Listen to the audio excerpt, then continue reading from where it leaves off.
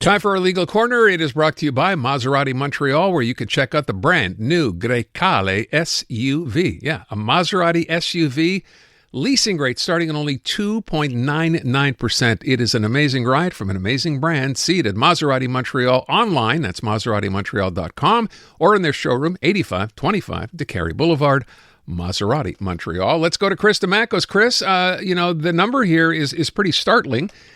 You say that Canada experienced one of its worst job losses last month. 62,000 full-time jobs left. And now it's starting to happen. And it's interesting because you think those jobs are done. Nothing's going to happen. You're basically out of luck. But recruitment agencies are now working perhaps harder than ever. What's going on? Right. So, there was 62,000 full-time jobs lost. That was tempered a bit by the part-time hirings. But we haven't seen these types of numbers since COVID. And it doesn't mean that companies have stopped hiring. Companies are basically recycling their workforce, and they are hiring in big numbers. And what's important to do now is usually when we have these types of situations with the labor market, companies instruct recruiters not to just put out an ad. They say, we want this person who works at this company. We want you to reach out to them through whether it's LinkedIn or whatever platform they can get in touch with them with.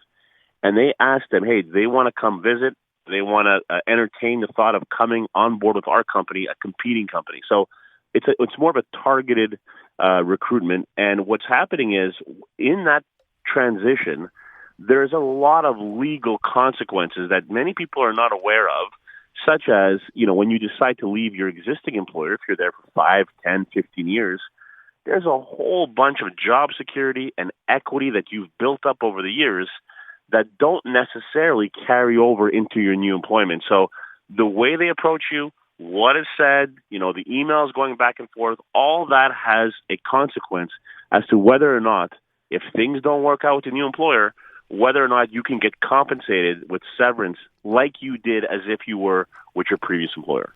Hold on a sec. So you're leaving that one job that you've been at, let's say for 10 years, that's a good round number, and you're recruited to go somewhere else, and all that goodwill, if you want to call it that, you can negotiate that to go to the new place you're going? Is that the suggestion? Well, that's the absolute, not only suggestion, but recommendation. First of all, you want to have the new employer recognize on paper your years of service or give you a fixed term on your contract so that you're guaranteed to stay there a couple of years. But if you don't acknowledge it, if you don't talk about it, if it's not negotiated, there's a legal term called inducement, which means if one company basically induces you to cross over onto their company and offers you incentives, that new employer has to be careful that the court doesn't think that you induced the employee to come, thinking that they would have a better, longer, more prosperous career with you. Because if it doesn't go well, and it's often the case that it doesn't, the court might say, you know what, you've only been there for a year, but because they stripped you away from a job where you've been there for 20 years, we're going to give you a severance that's almost like one you would have had at your previous employer. So, both parties, all the parties involved have to be very, very conscious of what's happening, especially when you're this volatile in terms of the labor market. There's a lot of movement. And you want to make sure that if you're an employee, you want to safeguard what you've earned all those years with stability and with maybe a pre-calculated severance if it doesn't work out. And if you're a new employer, you want to make sure that, hey, if I'm hiring this person, I don't want to be on the hook for a severance that only represents with us if they stay with us for 6 months. We don't want to be on the hook for a severance package as if they were with us for 20 years, right? So it goes both ways. So you actually point out the case of someone who'd been working at the same place for 27 years. He gets recruited. This is out in BC. He goes and meets the competitor that are trying to recruit him. He gets a better offer. He heads over. And, of course, as you just outlined, it doesn't work out. It's almost like the recruiter's not going to be the one to bring this up, or are they? Is this based on you? Well, I can't speak for all recruiters, but they usually don't because they want this thing to happen. And if you cross over, well, then they get paid. And usually they don't bring up all the instances that might be a barrier, let's say, for you to accept. But I would say that if you're in the type of work where the information you have is extremely vital. Like in this case, it was an engineer with plans and with experience and all of the different industry expertise. Well, you could be a sales rep with a whole list of clients. You have to be very careful when you're someone that has a lot of important information that another company wants, because if you work with them for a certain amount of time and they are able to extract some of that information or expertise, your job might not be as secure as you would want to think. So it's important if you're going to make the jump, especially if you've had, if you've been working somewhere for 6 months, it's not a big deal. But if you've been somewhere 5, 10, 15 years and there's an offer on the table from a competing company, it's not just about salary and vacation time. It's about, hey, 1 second here. I'm leaving a tremendous amount of equity here and job security.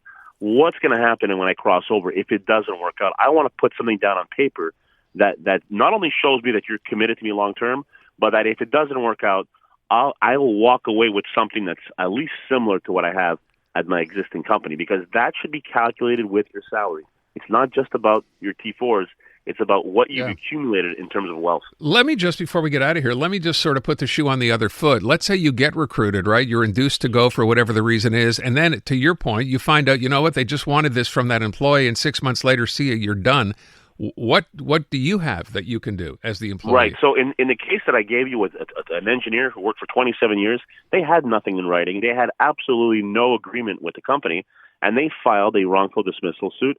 And part of that suit was the calculation of what damages were owed. The new employer is saying, hey, he's been with us for 8 months, a year. He gets a couple of weeks like anyone else would get. And this employee and his legal team said, no.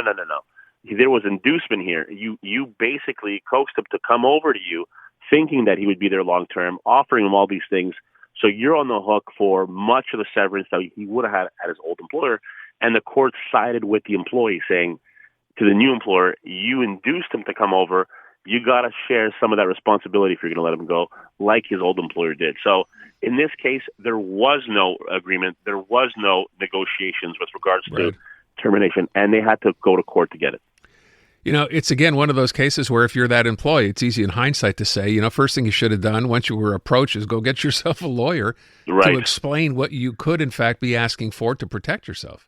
Exactly, and put the numbers down that are not, you don't really think of. Salary is one thing, but I want to know what other advantages I'm leaving on the table if I jump ship and go to the competitor. That's the most important. Good advice, as always. Chris, thanks so much. Thanks, Aaron.